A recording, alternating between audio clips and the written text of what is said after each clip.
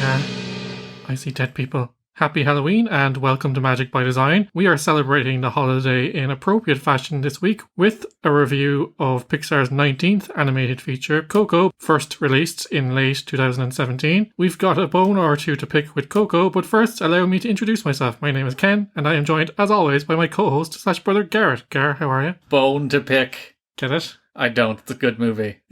I have no bones to pick with the movie, Ken. I also do not, but the joke was too good not to use. You've misled our audience. You've lied to them. The first thing out of your mouth, you lied to them. What if I was to say Coco's trash? Would you be like, what? If you have bad things to say about Coco, we may have to fight. It is Halloween as we record this. It is. This is going up on November 1st, but we are recording on Halloween, so it still counts. And also, if you're in a time zone to the west of us, it goes up on Halloween. So if you live in America, it goes up on Halloween. Yes. South America, which we're apparently very big in these days. Yeah, huge in Brazil. Our Moana review on YouTube, huge in South America. So, hello to all of you South Americans. By this time this goes up on YouTube, it'll probably be like 4 weeks from now. But still, nonetheless. South American tour coming 2022. Yeah, and obviously Coco, rooted in Mexican culture. We had a bunch of Mexico viewers on that Moana video. This should be a confluence of all of the audiences. Yes, so it's coming at the right time. So yeah, Spooky Day, Ken. You a fan of Spooky Day?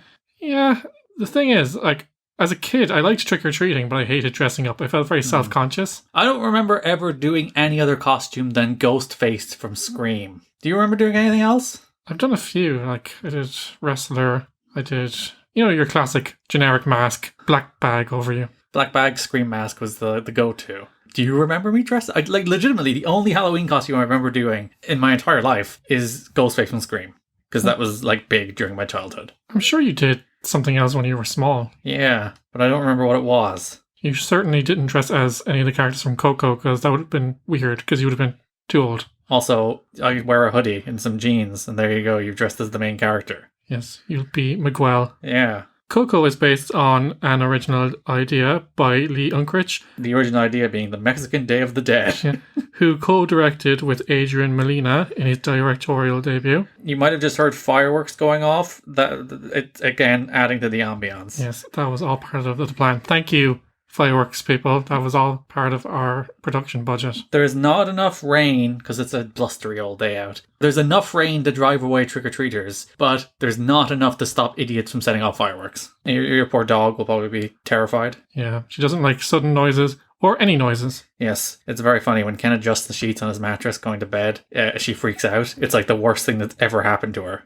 She's a very risk-averse dog. She is scared of everything. She's also Mexican. Ah, yes, sure. Appropriate. Coco premiered in October 2017 at the Morelia International Film Festival in Morelia, Mexico, before a theatrical release in Mexico the following week, the weekend before Dia de Muertos, and it also debuted in the US in November 2017. They got it a full month early. They did. I think we got it around November as well. I don't remember. I saw it in the cinemas. I remember being relatively tepid on it. Not tepid. I think just good was my original take. Yeah, you had some issues with it because we did see it together. I don't remember what they were, but also whatever they were, I was wrong. Yeah, I remember it being the same. I was like, yeah, they're getting there. It's better than some recent offerings, but I don't think it's perfect. And then I was like watching it the other day going, what was I talking about? Time to check my old tweets to see that I tweet about Coco. Every time I try to type Coco into Google, I accidentally type Covo, and I don't know why I do it. COVID? I don't know. It probably is. Anyway, Coco garnered praise for its animation, voice acting, music, visuals, and emotional plot, as well as a faithful depiction of Mexican culture. The film grossed over 807 million worldwide off an estimated budget of 175 to 225 million. So, big success is our Coco. Yeah, massive hit. I didn't send any tweets about Coco. I only Coco, the Crash Bandicoot character, who is Crash's sister. Yes, not related to this film. That we know about. Maybe there's a shared universe, Gar, we don't know yet. Bandicoots seem like spirit animals. I mean, Disney has bought everything else, they may as well buy that too. Listen, Activision don't want it anymore. You might as well take it from them. I'd watch a movie. A Crash movie? Yeah. Crash isn't exactly known for his deep character. But neither is Sonic the Hedgehog or Mario or any of those. Yes, and how many of those movies have been good? Fair point. Garrett, one thing that strikes me about the animation of Coco... It's really nice. It's really nice, but one of the things we complained about in recent films was ever since they've gotten this technology to make nature and the environments look super real. They've been really leaning into that, even if it wasn't the right choice for the film. Whereas, it still looks great, but it does look appropriate for the art style of the film. Yeah, particularly when they go to the land of the dead, and you can freeze frame one of those like wide shots that just has so much going on in the background. And it's like, my God, the level of detail and color and just vibrancy in those scenes in the land of the dead is like so insanely cool. Yeah, Unkrich said that he wanted the two worlds to look different. So while Mexico is still colourful, the real world, it's a land of regular the living, place, yes. and then we have the contrast with the land of the dead, which is colourful, and it's weird because it's modern, but it's old school, and it seems to be sprawling on forever. Unkrich said that was also a conscious choice because he wanted it to be a place because, people are joining every single second. Lots of people die. Yeah, so Everybody does, in fact. So, like, everyone there has to have a home, so it's as if it just, like a universe, it just goes on forever. I'm going to Google how many people have died. Yeah, how did they come up with those numbers, I wonder? Science is kind of a lot of guesswork, isn't it? Well, you can have population estimates, and all of those people have died. Yeah, true. So just add all the population estimates together, and they're all dead. Gar, this is one of our favourite things on the podcast. Unkrich and a team of the film's crew visited Mexico for research, taking inspiration from Mexican folk art and decoration. Recent estimates of the total number of people who have ever lived are in the order of 10 billion. Okay. So approximately 10 billion people have lived.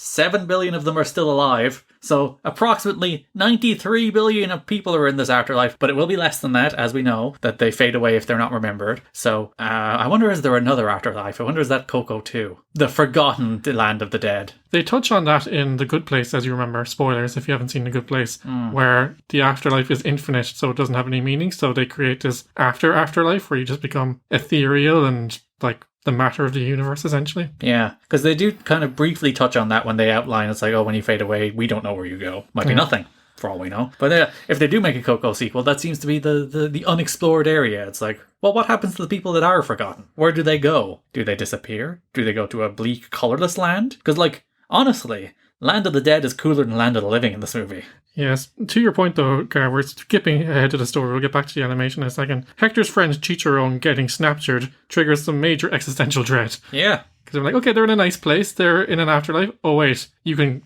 go to the void, basically. In the immortal words of Jeff Hardy, you fade away and classify yourself as obsolete. That's a deep pull, Gar. Yeah. But yes, they went on their vacation to Mexico to have a nice, lovely time, chilling out, and then being like, oh yes, the culture.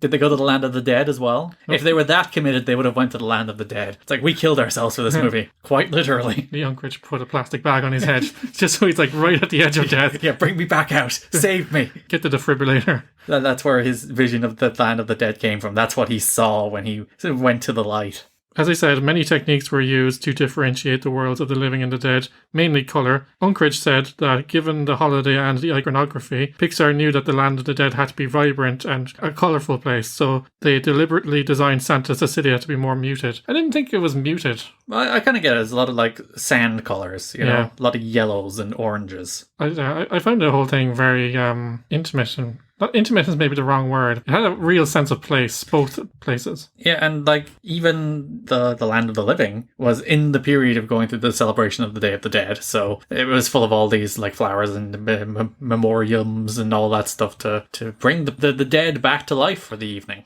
The ofrendas. Yes. I thought it was ofrenda, and I was like, ofrenda makes more sense because it's like an offering. Yes. That's Spanish. I don't speak Spanish. If it was German, I'd translate it for you. The animation team found it difficult working with skeletal figures as they lack any muscular system. Because they don't really treat them as skeletons, do they? No. Unless it's just for a gag. Or a bit, because you can see them walking funny and then they don't walk like that all the time, it's just for the bit. Yeah, or they walk as a whole, they don't have the clackety clacks or any of that stuff. They're basically, for functional purpose, just people, just they visually look like skeletons, which I don't care about. This is a creative choice they went for. I do like the fact that they went with some fun stuff about how the body of the skeletons could be rearranged or taken apart to kind of get around obstacles or just for, as you said, gags and then reform itself. So there was some fun stuff around that as well. And they could all jump from great heights, smash and just put themselves back together. But then Miguel's like, I can't do that. I'm still a human boy. Yeah, he'll go splat. Can you go splat in the Land of the Dead? What happens if you die in the Land of the Dead? Where do you go? It's a very good question. Or like, oh, I'm already here. Because he is still living. That's the whole point of the movie. So what does happen if he dies? I guess he's there permanently. It's a die in the land of dead, die for good kind of thing. According to Unkrich, Miguel's guitar playing was also authentic, as they videotaped musicians playing each song or melody and strapped GoPros to their guitars to use as a reference. Yeah, because one of the more interesting bits of the animation in this movie is when they literally do close-ups of people playing the guitar. And like, you know, back in the old days of animation, it would just be hands swiping up and down. Like this, blurry. Yeah, and that's like... I'm doing a hand motion. Yes, which could be misconstrued for something else, frankly. But you see each finger move on each string. That's where we are in animation, and that's the kind of detail they went into. And they could have gotten away with just being like showing him from a distance, just going brr, brr, brr, brr, brr. And I don't think anybody would have cared, but it's like, no, we are going to show each and every... I'm sure it's like musically proper because they're psychopaths like that. Well, music is integral to the film, so I think authenticity was important in that sense. And like the more interesting thing that like I was reading the Wikipedia page, that this was supposed to be like a proper full-on musical. Yeah, I read that as well. That it was like, until very, very late in development, this was a stop and start singing kind of movie. Yeah. Where it's like all these songs, like, oh, the characters would start singing, there'd be a song about how important the shoes are, and there was a couple other songs in there as well. And it's like, oh, it's very interesting that like they took all of that out, and it's like the music does form an important part of but no one's singing their feelings. It's like they incorporate the songs into the story so that they are like actually happening. But that's the thing. I love a musical, but musicals are essentially pantomimes or farce. They sacrifice story for song. It's just story in musicals are just to get from song to song, whereas Pixar are the story people. So I don't think, not that they couldn't have pulled off a musical, it's just that I think that they made the right choice. Yeah, I think this the way they went is probably better off than Miguel singing his feelings and all these people just being like, and now I turn to the camera and sing what goes through my head, or I tell you all about who I am as a character, or we introduce the Day of the Dead through song. It's like, oh, that's they do none of that. And there is, 3 or 4 songs in the movie in the end, but they're all relatively short, and they're all incorporated into the movie in a way that is organic, and one of the songs is the same song 3 times. So one thing I wanted to talk about, Gar, the petal bridge that acts as a gateway between the two worlds apparently posed a significant challenge for the animation team. Did they animate every single petal? They did. Oh, for God's sake, Pixar. They might have, duplicated. You could have just made a bridge, Pixar. You could have just made it a bridge and everybody would have been fine with it. You did not have to make the petal bridge that you then have to animate every petal of. Yeah, I'd say they used software to duplicate, but they're still animating all those petals, how they would move when you interact with them or walk through them, making them glow. They called it a massive artistic undertaking, but it when Miguel first steps onto it, it does stir something in you, I think. Yeah, and like it's all well and good for the regular people walking across it. You might have to shuffle some of the petals under their feet. But like there is the bit where Hector is trying to run across it and he sinks into it. And then you have to animate all the petals around him, and you have to have like the natural way that he sinks into a petal bridge. How does one naturally sink into a petal bridge? These are all the things they have to think of. I wonder, is that where it came from? It's like, all right, so the petal bridge is how you get from one to the other, but if you're not allowed go, you sink into it. So it has to be something you can sink into as opposed to something that is concrete and solid. So that's probably where the idea of petals came from, right? Yeah, or maybe it's significant in Mexican culture. I'm not sure about that. Yeah, we're completely oblivious. If this was about a Fionn McCool, we'd be able to tell you all about it. Sure we would. Yeah, and Cuchulainn, and Banshees, and Ring Forts, and round towers, and other such important Irish things. We invented Halloween, thank you very much. We did. Americans stole it, though. Whatever people think about when they think about Halloween these days, it's the American version, but we created it. Yes, the Celtic festival of Samhain is what you're all celebrating here, folks. Or if you watch the film Halloween 2, it's the Celtic festival of Samhain.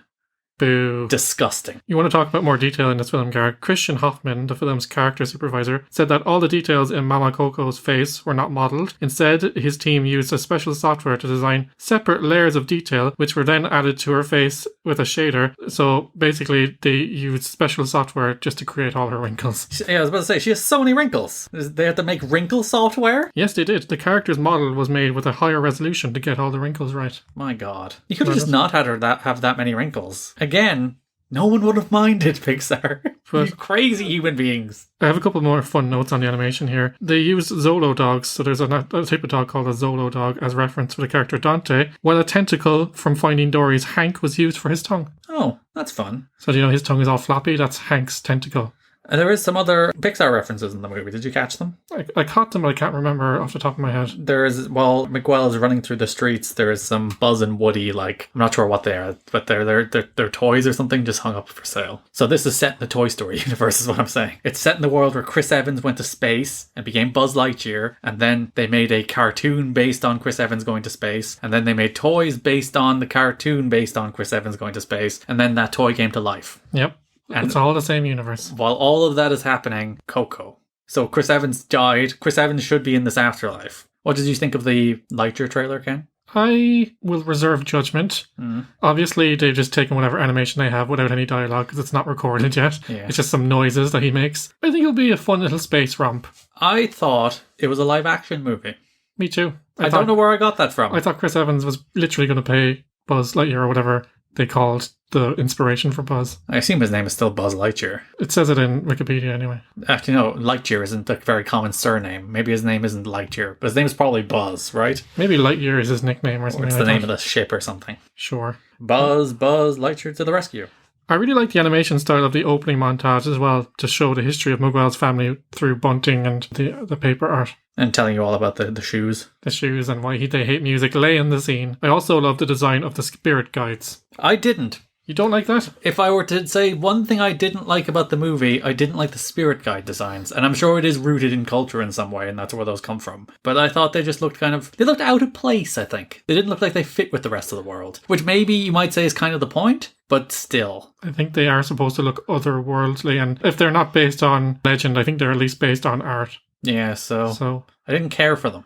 No, I did like them, but there are different strokes for different folks. Moving on here to the story, I think, for me, Pixar has had a few fairly weak films recently, but this is Pixar storytelling at its best. It's just all the imagination and heart that you would want from Pixar. Because, as we mentioned, the best thing about the best Pixar worlds is they make their worlds feel fully featured, fully formed, like they have thought about everything about this world. And, like, when they sit down for their meetings about what, like, this land of the dead looks like, whenever they come up with a question, they come up with an answer. Which is our problem with Cars, has so many questions and so few answers, as opposed to most of Pixar's best movies, where they do seem to actively try and answer every question you would think about their world. So it's just like, alright, how does the Day of the Dead thing work? They come back, alright. And if they're forgotten, that means they die. So how are we going to measure that? Oh, people die. And they can't go back if they're not put in the ofrendas. So like all of that stuff, and the way it's like, oh, we checked the computer and you're not in there, sorry. Yeah. There's like a bureaucracy to it, because of course there is. Yeah, because bureaucracy doesn't die even in the afterlife. But I do love that there's rules and they make them very clear, and they propel the plot as well. So like there's a fun gag where the family send Miguel back straight away, like as in fill him over, and then he straight away tries to steal the guitar again and goes straight back. So it just shows that like there's no shortcuts in this, you know, because many people probably thought like, why can't you just send him back now and everything will be fine? And they actually address that in the movie. Yeah, it's the core tension of music versus family that is not in fact an actual piece of tension in the end. It's resolved, and that's what the movie's about. But it's like he loves music and he doesn't want to give up music even at the expense of upsetting his family in the afterlife. Uncritched noted several struggles in working out the film's story, emanating from wanting to do Mexican culture justice and get it right. Initially, the film was to be about an American child learning about his Mexican heritage. Oh, so that's how you do it right. You make the character American. Huh. Apparently, Uncritched said the reason was at the time there was no Mexican people on the film, so that was the only frame of reference they had. So they were making a film about a Mexican culture without any Mexican people in the movie. Yeah. Yes, this character was to be learning about their culture while dealing with the death of their mother, naturally. That's a classic Disney trope. Eventually, the team decided that this was the wrong approach and reformed the film to focus on a Mexican child instead. Other early versions of the film had different universe rules regarding how Miguel, originally named Marco, would get back from the land of the dead. Polo. That popped you. You did pop me, in fairness. In one case, he physically had to run across the bridge. In another version of the story, his family is cursed with singing when they try to speak, probably where the musical came from. Yep. Which was included as a technique to add music to the story. So so they hate music, but they're cursed to sing, so that's alright. Yeah. Which, in the case where this film is a musical, that probably works. But it does seem like they may, usually we're like, oh no, that's a better or more interesting movie. Why didn't you do that? This is the rare case where like every suggestion you have here that they might have done is worse than what they actually did. Yeah, they actually came to the right decision in the end. And, that's, again, if you look at the best Disney films, they are going in a different direction. We can all agree, the wrong direction, and they just find the right path at the end. I had a funny note here. We talked about Miguel stealing the guitar. He uses the encouragement of an inanimate statue as confirmation that he should desecrate a grave. Which, to be honest, I respect. Yeah, he was like, seize your moment. You got it. Thanks, Ernesto. Thank you for telling me exactly what I needed to hear in this moment. Yoink. I just love that. It's just like, he doesn't even think twice about it after that. He's just like, yeah, I'm just going to break into this crypt and like stand on his grave, literally, while I steal his guitar. Speaking of Ernesto de la Cruz, what do you make of him as a villain? Possibly one of the strongest in Pixar history, I think. Because, like, he is a villain, and he is very much a villain. But you don't know he's a villain. But when they do all the twists, it's like, oh, yeah, of course. Because, like, you work out immediately that Hector's his dad. His grand... Oh, well, yeah, he's his great-granddad. Whatever, his distant father figure. Gar, can I be honest? What? First watching this film, took me a while to get that. Ken, come on. It's literally the first thing that should go into your head. I know. Ernesto is not, in fact, his father, and this Hector fellow is his father. Like, grandfather. Same thing. It's not grandfather either, Ken. I think it's great-great-grandfather. I think there's a double great in there. Oh, there is, yes. Yeah. But, nonetheless, his distant father... Yes. Even Miguel has parents in this movie. Yeah. His parents haven't died. Well, in fairness, other Pixar movies or Disney movies would have killed off the parents. In this, they're just set design, basically. Yeah, they're background characters. Yeah. Or it's like, it is his grandmother who's like the main antagonist in the real world. Grandmother. Grandmother. And then great-grandmother would be Coco, and then great-great-grandmother is the one in the afterlife. Would be Miranda, yeah. Yeah, so there you go. Working out his family tree. But, we learned that Ernesto poisoned Hector to steal his songs. Yeah. And you know what I love? What? And it's a very small touch. We hear the song Remember Me multiple times in this movie. Yes. Same song, same lyrics. When it's performed by Ernesto, it's like this kind of egotistical song. It's like, you will remember me because I'm this big star. He dies singing the song. Yeah, it's a soulless pop hit as well. It's just he's bastardized it to turn it into a hit, Yeah, like they take that song, which we learn is recontextualized later, but when we hear it first, it is like, remember me. It's like, it is egotistical, It's like, you will remember me. I'm this big pop star and you will remember me. As opposed to when Hector is singing it to Coco, it's this like very sweet little song about how, I'm away from you, but I'm always with you. And then we hear it a third time when Miguel sings it to Coco, which is like this, it's recontextualized the third time as like, actually remember me, like literally remember me. And I find that like it's they use the same song 3 times. They don't change the lyrics. It's not like oh, we sing a different verse each time. It's like, they use that one song in really interesting ways. What I really like about Ernesto as well is that in the beginning of the film, he's Miguel's idol and he's an idol in Mexico. So all these sayings he has are like inspirational and they're quoted lines through the years after his death, crushed by a giant bell. Mm-hmm. But then later you realize that those are the words of a psychopath. Yes. Seize your moment is one of those things that's like, seize it. Yeah. Not like, you can seize your moment. It's like, seize your moment. Do whatever it takes to get to the top, even poison a guy and steal his guitar and songs. Oh, and all this other stuff is like, then it's just, hypocritical. It's like, music is my family. It's like, is it? Yeah, so Benjamin Bratt, great job there playing Ernesto. Great cast up and down. Yeah, really good. Gail Garcia Bernal plays Hector as well. See, I'm pronouncing it. Good job, Ken. Yeah. And Anthony Gonzalez playing Miguel, the core 3. He appeared at Disneyland recently to sing the song. Oh. He's quite a lot older now. He looks like a bit of a late teen. He's 17. Yeah. Garrett, did you remember that Frida Kahlo was a character in this movie? No, I didn't. But used very well. Yes. The bit where she's trying to work out her new bit, it's like, and the cucumber is me, and that is also me. It's like, yeah, that's self-indulgent. Yes. But it's like an insecure self-indulgence, which I quite enjoy. Yeah. Where it's just like, it is all about me, but I'm still questioning about whether it's good. Cactus Frida Kahlo, I especially liked. Yeah. There's their big dumb face on it. Giant unibrow. And they come out of the cucumbers, and they're spiders, but the spiders are also me. Yeah, it's funny. It's like a running gag. And the only other depiction I would have seen of Frida Kahlo would have been the movie starring Selma Hayek, in which she's kind of a Christ-like figure. So it's kind of interesting to see a different side of her. Yeah, but it's kind of a commentary on Ernesto in a way as well, isn't it? Yeah. How these mythical figures become the kind of myth as opposed to the person over time, don't they?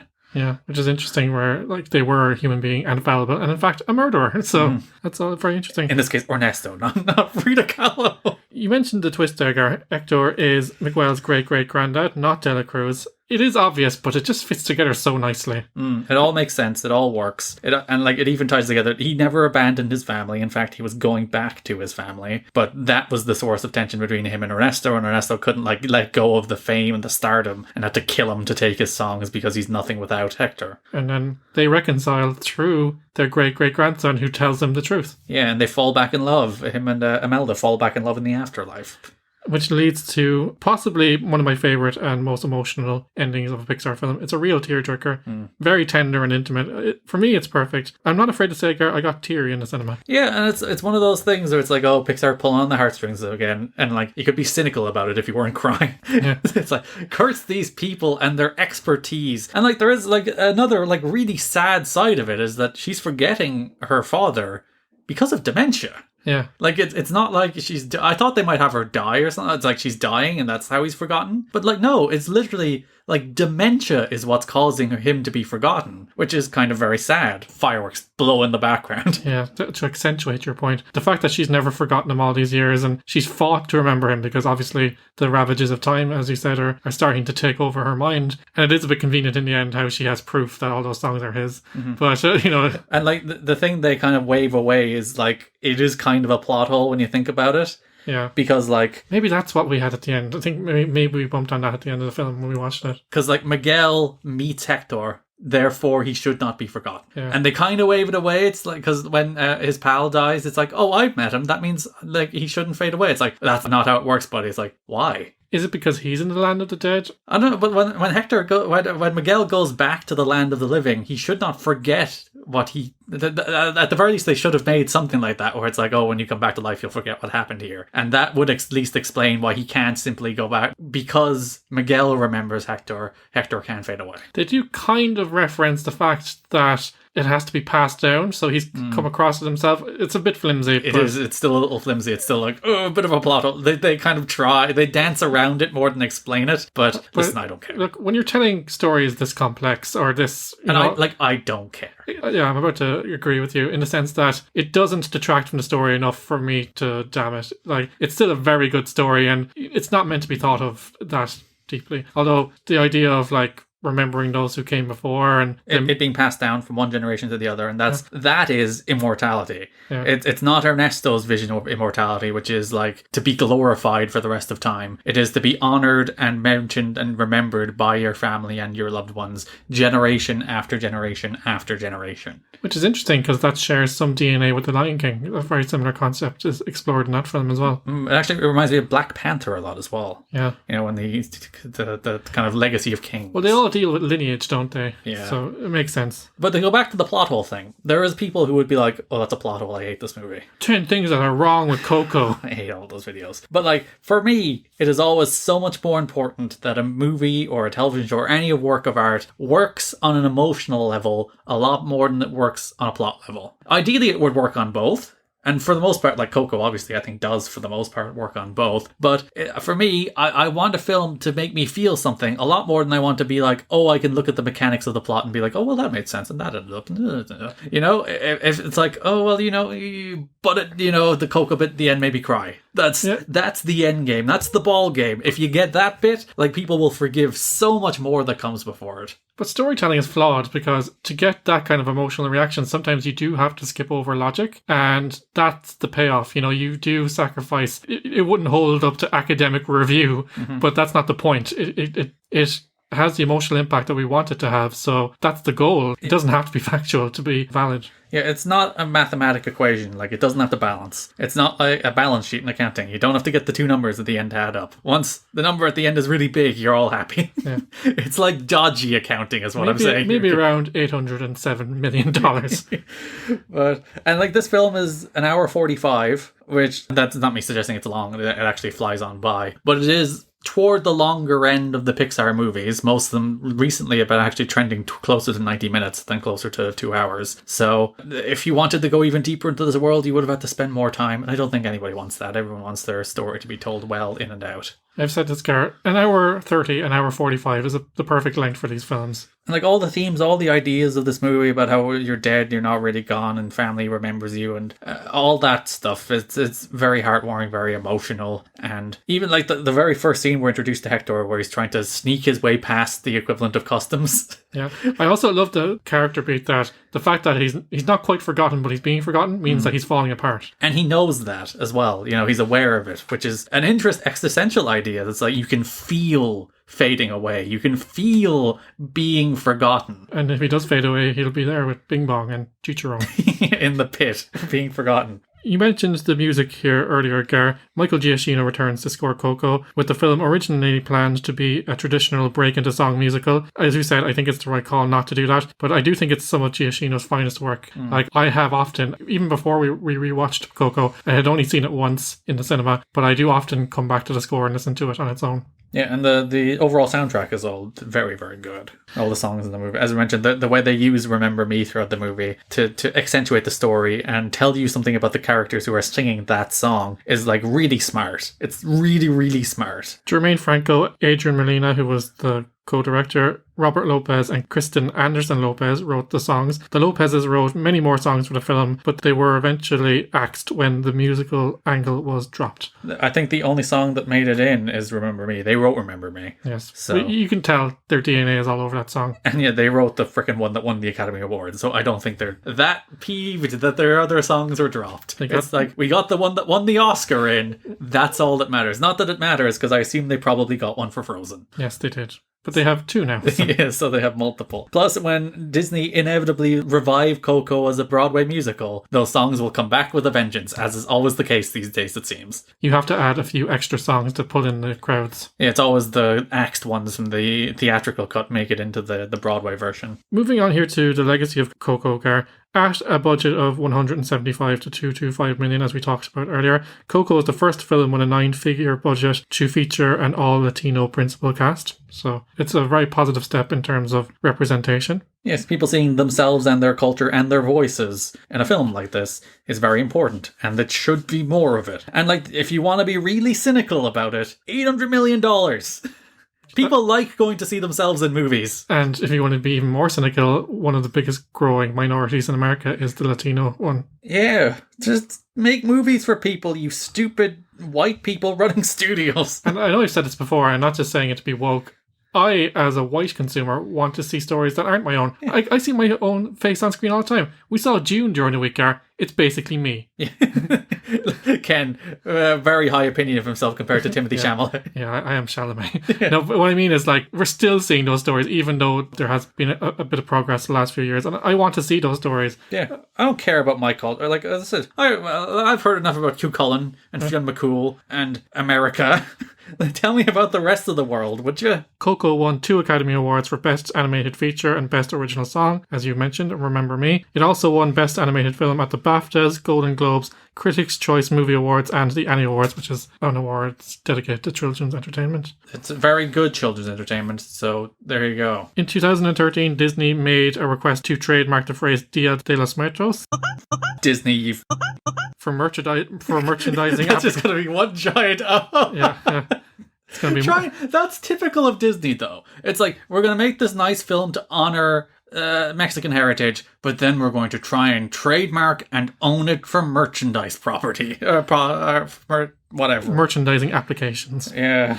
In fairness, it was the original name for the movie, but it's still a skeezy move. This was met with criticism from the Mexican-American community in the United States, with several prominent artists speaking out against the move, condemning it as cultural appropriation. Yeah, it's literally trying to steal people's culture. Imagine someone being like, Disney made a film about St. Patrick, and then, in the process, we're going to trademark St. Patrick's Day for merchandise purposes. They now own St. Patrick. Disney abandoned the move a week after the filing was made, citing that the movie's title had changed. Oh yeah, sure. Not the backlash and criticism, it was the title that changed. Some other controversy here, Gar. In 2018, news outlets discovered that Disney Pixar had failed to disclose that producers for Coco had based the character of Mama Coco on Maria de la Salud Ramirez Caballero from the Purepecha village of Santa Fe de la Laguna. I just butchered all of that. Producers allegedly offered her many things, but nothing ever came of it. The family did acknowledge that the character did improve tourism in the town as fans came to meet Maria, but Disney did not offer any recompense. Wait, so they did, she said no, and they did it anyway, is basically the story here. Well, I imagine she didn't say yes or no, but they just used her likeness. Maria's family said that they weren't expecting any money, but did hope that Disney Pixar would acknowledge her contribution to the film, which has yet to happen. What the... Typical. Because the second they acknowledge it, someone will come for money. Yeah. But that's typical of that. It's like, they don't even want freaking money. They just want to be an acknowledgement. It's like, recently, the very large video game Fortnite. Never heard of it. They stole a mode from the very other large video game Among Us and basically put it in the game. They stole their maps. They stole the game and put it in their own game. And it's just like, please acknowledge it at the very least that you stole our idea. I think they did in like a blog post eventually under pressure. They didn't it's not even in the game that they stole this entire idea from another game. And Fortnite, in the first place, was stolen from PUBG. So it's literally this billion-dollar property which is built on other people's ideas, which is very strange to think about. Well, that is corporate America these days, isn't it? Yeah, just take other people's ideas instead of coming up with your own. Change it slightly so they can't sue you. Ugh. But yeah, Coco, very good movie. I would say, Ken, the best Pixar movie. I'm going to go there. It's lofty, Gar. That's a lofty praise because, we have all the Toy Story films and we have some very good films, but I think just in terms of emotional depth, animation, you want to talk about music, Pixar aren't known for it, but this has great music going right down to the score. Likeable characters, a fully fleshed out world that feels real and we understand the rules. I think if it's not the best Pixar film, it's like what we talked about with the Disney films. It's Pixar firing all cylinders, doing everything they do well at its best. Yeah, thanks for stealing my Letterboxd review quote. This is what I get for putting these thoughts out in public. But I was going to make the comparison I think we made for Tarzan and Mulan. Yeah, where we were like, look, these aren't necessarily Disney's best movies, but this is like a studio that knows what they're doing at this stage and does it with aplomb. Whereas I would probably go the step further at this stage. It's like, this is a studio that knows what they're doing and is doing it with aplomb, and then probably made their best movie as a result. Because in terms of emotional depth, actually, an interesting thing, this film's not funny. Yeah, and it does play for laughs sometimes, but it's not the point of the film. Yeah, and I would say the opposite. I don't think it really plays for laughs. There's Dante, who's like cute animal sidekick thing for kids, for the most part. And then the rest of the film doesn't really play for laughs. Well, some of the stuff with the skeletons, I think, does play for laughs. It's a little bit, but not much. There's like small bits and bobs in there. Like, it is remarkable for a piece of children's entertainment like this to, I think, try to be as funny as little as it does, because it's too busy being, like, serious and pulling on your heartstrings, which I think is interesting, because, a lot of the times you would think the studios would get, like, cold feet about a movie like that. It's like, oh, we need more jokes. Because there was a thing during the week, a viral tweet, everyone's favorite thing, about somebody giving out that Dune is humorless. And most people being like,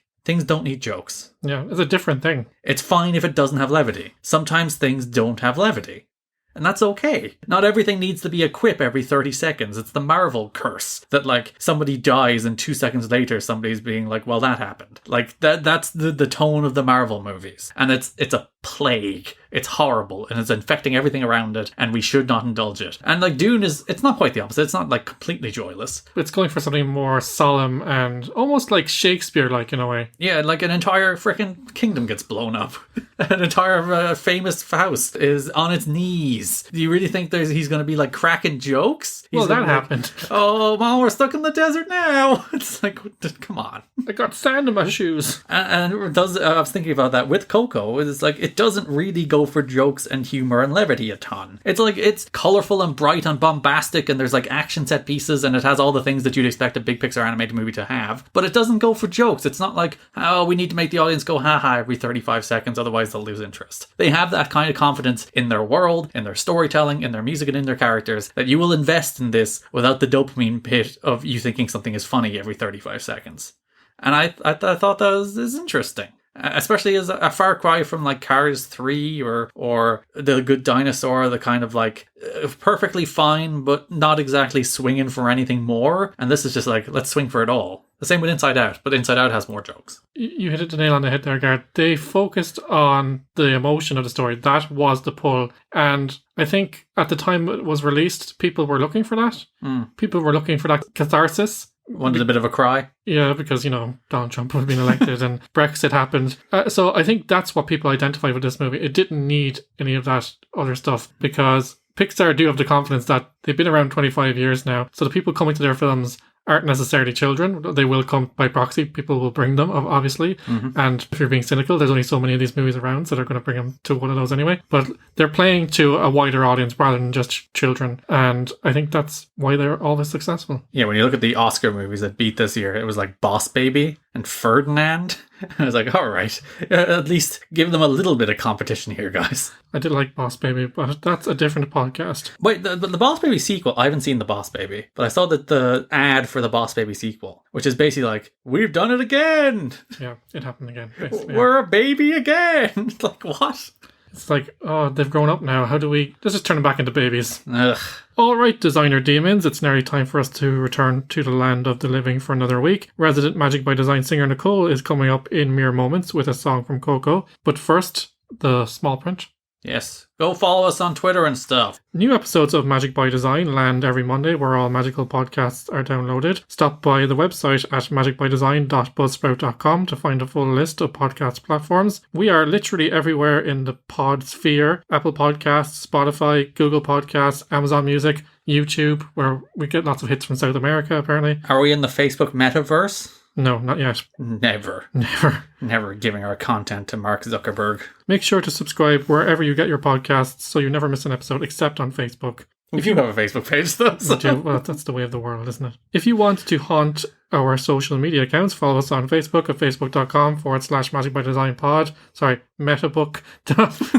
On Twitter at Magic Design Pod and on Insta at Magic by Design Pod. If you're a fan of the show and want to spread the word, please do consider giving us a review on your podcast platform of choice. You can also help us promote the show by sharing the podcast on your socials or even recommending the show to a fellow Pixar pal. If you don't give us a 5-star review, everyone will forget about us and we will fade away into the podcasting void forever. Oh no. We're one of those Twitter accounts that just exists from a podcast that never got off the ground and hasn't tweeted in 7 years. Yes. The saddest thing. I can feel it, Garrett's happening. Join us next week for an episode devoted to Pixar's 20th animated feature, Incredibles 2. You haven't seen The Incredibles 2, have you? I haven't. This will be my first time. I avoided it because I was jaded by Pixar sequels. Be sure to join us for that. It will be in your podcast feed next Monday. But until then, stay safe and remember, death doesn't exist as long as we continue to pass down the memories of the ones we've lost. That's a quote from me. I made that up. No, death definitely exists. No, it doesn't. People die. No, never. Now then, we are skipping the trick and going straight to the treat. Nicole is here with an otherworldly cover of Remember Me from Coco. Thanks for listening and see you next week.